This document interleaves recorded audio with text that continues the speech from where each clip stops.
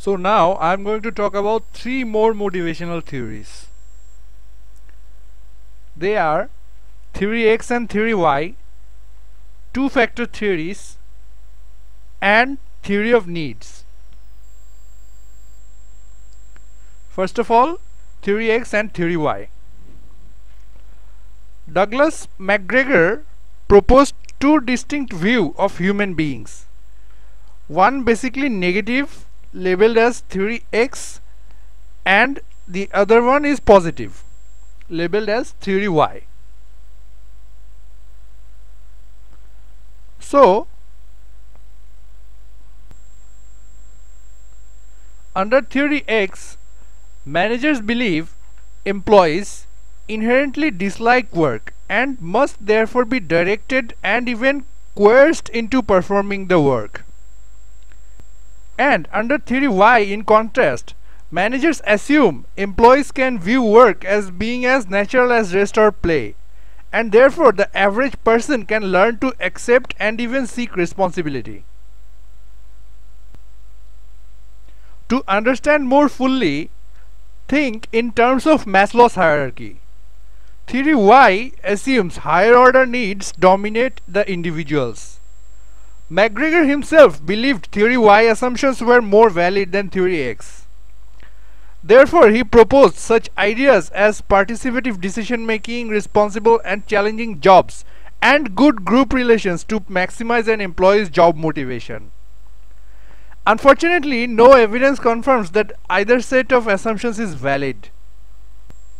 That means there are no solid evidence to support this theory as there were for the hierarchy of needs. Then we have the two-factor theory. Frederick Herzberg introduced the theory. This theory is also known as motivation and hygiene theory. Before going into discussion, you need to know a core concept of this theory. What Frederick Herzberg said, that the opposite of satisfaction is not necessarily dissatisfaction, and the opposite of dissatisfaction is not necessarily satisfaction. So the opposite of satisfaction would be no satisfaction, and the opposite of dissatisfaction would be no dissatisfaction. According to Herzberg, the factors that led to job satisfaction are separate and distinct from those that led to job dissatisfaction. So here we can see that the hygiene factors are actually the extrinsic factors and the motivators are the intrinsic factors. And the extrinsic factors are related with dissatisfaction, and the intrinsic factors, also known as motivators, are the reason of satisfactions. Lastly, we have the three needs theory. David McClelland introduced this theory, and he said that there are three main components that increases the need for something in people. These three needs are need for achievement, need for power, and need for affiliation. First of all, there is the need for achievement. The need for achievement is the drive to excel in something.